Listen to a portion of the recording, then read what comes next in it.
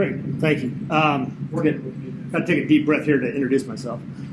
I'm Ty Houck. I'm Director of Greenways, Natural and Historic Resources for Greenville County Department of Parks, Recreation, and Tourism. So now my time's up. It's really appropriate that I follow what Ann presented, because one of the things with regards to what municipalities do, as well as the county in general, we look at what we're terming in the county comp plan here, which I encourage all of you guys to get familiar with. You'll see a lot of opportunities already outlined here, is what is called character areas.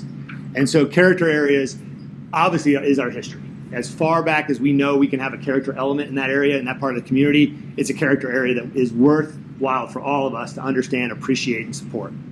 And also from working with municipalities and governments in general is we are a big ship. We do not move fast, as you said. But that's a checks and balances, which we all appreciate and we all realize is what we have to have in our community. It also means is we are typically, sometimes we partner, typically we are the ones that receive the efforts and the fruits of the hard work of nonprofits and advocacy groups in the long-term operation and maintenance of these facilities. So we're involved in the very beginning, like we talked about like Ann talked about with the Goodwin House, when it transferred ownership to us, because rules change in federal funding, and it's typical that these things end up in public ownership. So with that said, big ship, public ownership, some of the details to keep in mind working with municipalities is while municipalities like the cities and the county, we all have our different funding cycles. We all do a lot of master plans, either at the city level, the county level. This is the county master plan. There's action items in here. Fortunately, this one has a lot of good action items in here. But also, you're also dealing with small communities like Ann's identified. They also have master plans. These are master plans. They're not fully funded by any means, but they have done the research. They have brought the community input in, and they give us a blueprint on where we should go with opportunities to fund with partners. A couple other things I wanted to kind of is talk about is from a Parks and Rec, drilling down a little bit into Parks and Rec a little bit, talking with my constituents. Ann Cunningham was here earlier from Greer, and talking with others is because of the infrastructure costs are intense at times, and our environment's changing, as well as our population is we find typically from a funding standpoint, Parks and Rec needs to focus on our existing footprints and the opportunities to protect around those footprints. And so a lot of traditional municipal recs are, active sports engaged, but we obviously have done a lot of stuff with corridor protection, not only from a riparian zone area, but also from a wildlife corridor where there are opportunities. We've lost a lot of those, unfortunately, but we might be able to regain some of those. So from the standpoint of those opportunities is we really want to work with organizations like this to identify how we can continue to develop buffers around some of our facilities.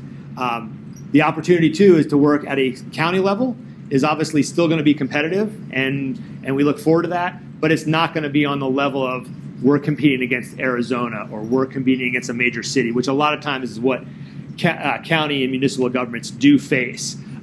So it's exciting to be part of that. One of the things is I wanted to bring up too is while this group is not funded to the level that we hope it will be, HPC is also not funded to the level it hopes to be. But you're acting in the same method. She's shaking her head like, we're not funded. Right, exactly. So that's what I meant. We're both in the same. You're both in the same group currently. Yeah. But as you guys work towards that, and seeing the idea that municipalities, city or county, are going to be recipients of this, I think there's an opportunity now to continue this momentum, but also delve into something with regards to application development. All too often, and you might have already talked to this, but it might be premature too, but as an activity is all too often we'll go after these highly competitive state or federal grants and get really no feedback. We either got it or we didn't get it. You get a point score or you don't get it. And that is not helpful for either side, because it doesn't allow anyone to understand the mission and responsibilities, and it doesn't understand, well, we thought we were great, but we weren't because we didn't get the grant. But what focuses are the bigger pictures? What things are we missing? And so I think there's a really great opportunity, because people are going to be coming to ask you for money, is to is to develop those application grants. So working with municipalities, I really encourage you though to before the money's there, because then that's the onslaught. You're going to want to sell it. You're going to put yourself on good timetables, and I really encourage you to do stuff like that. It's a blessing to be here today because I see partners here throughout this room that have helped us in really unique ways. Natural Land Trust, especially, has done things that has just been great for the Swamp Rabbit Trail. And obviously, with my title, that's a big part of ours. But it's nice to know that this group also has invited us to realize that type of connectivity, even in the minute sense, is community and is a cultural area and a character area. So just the ability for people to be community and not be in their cars is also fantastic that you guys are willing to have those conversations with us at municipality levels.